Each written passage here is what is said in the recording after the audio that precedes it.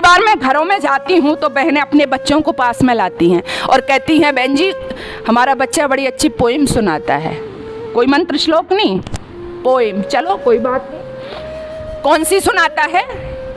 एक बहन जी लेके आई, बच्चे से कहा पोइम सुनाओ बहन जी को। बच्चे ने पोइम सुनाई। कौन सी पोइम? रैन रैन गो अवे। कौन सी? रैन रैन गो अवे। क्या मतलब? क्या मतलब?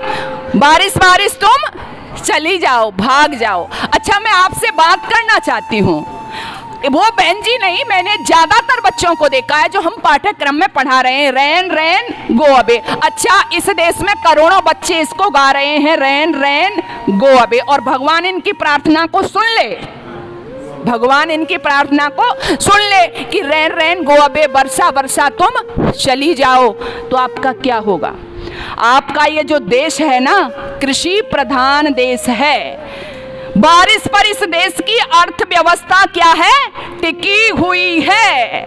और रैन रैन गो अवे तो ये कहाँ के लोग गा सकते हैं? क्योंकि इंग्लैंड में, यूरोप में वर्षा रहती है, शाम को बच्चे निकल नहीं सकते, कभी भी बारिश हो जाती है, तो वहाँ के लिए ये पोइम ठीक है। क्योंकि जो कविता होती है वो अपने देश की जरूरत, संस्कृति, अपनी परंपरा के आधार पर होती है। लेकिन भारत के लोग गा रहे हैं जहाँ पर प्रति साल, प्रति वर्ष में आपको पता है 3 महीने किसके हैं, 4 महीने किसके हैं? किसके हैं? बारिश के हैं ना। और उसमें भी फिर क्या है? उसमें भी दिन निश्चित हैं।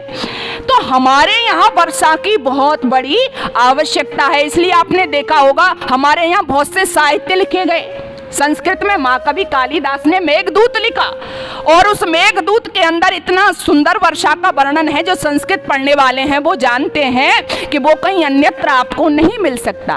वो महाकवि कालिदास इंग्लैंड में पैदा नहीं हो सकते, वो भारतवर्ष में ही होंगे। तो हम क्या कर रहे हैं हमें पता ही नहीं क्या गाना है।